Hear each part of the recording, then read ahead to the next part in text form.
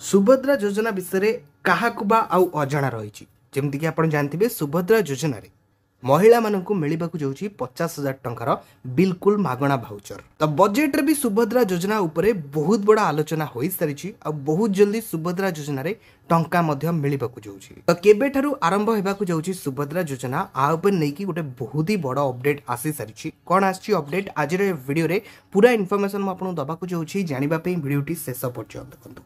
जय जगन्नाथ मुझे बासे स्वागत करुच्ची आम एक नुआ वीडियोटी पसंद लगे वीडियो को निहाती लाइक करेंगे चैनल को नुआ आसते एवं चैनल को सब्सक्राइब करी पाखर थिबा बेल आइकन टीपी ऑल सिलेक्ट करिया को जमारू भी भूलिबे नहीं। मुख्यमंत्री मोहन माझी बजेट उपस्थापना करिसेंती। मोट 2,65,000 कोटी टंकार बजेट उपस्थापना करिसेंती मुख्यमंत्री।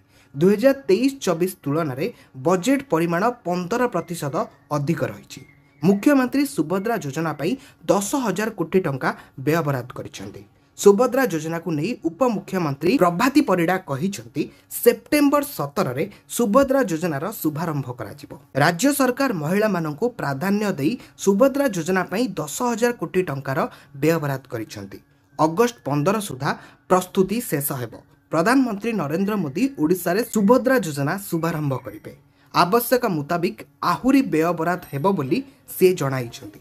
एहा सह सुभद्रा योजना को नहीं गुजबरा विश्वास न करने को से जणाइछंती।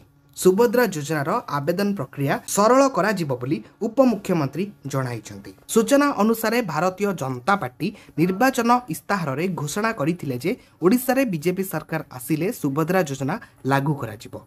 एहाकु मध्य ग्रीन सिग्नल मिल सारी। मुख्यमंत्री मोहन चरण माझी सुभद्रा योजना लागू करने को घोषणा करिसेंती। ओडिशा रे प्रति महिला को 50,000 टंकार भाउचर मिलिबो।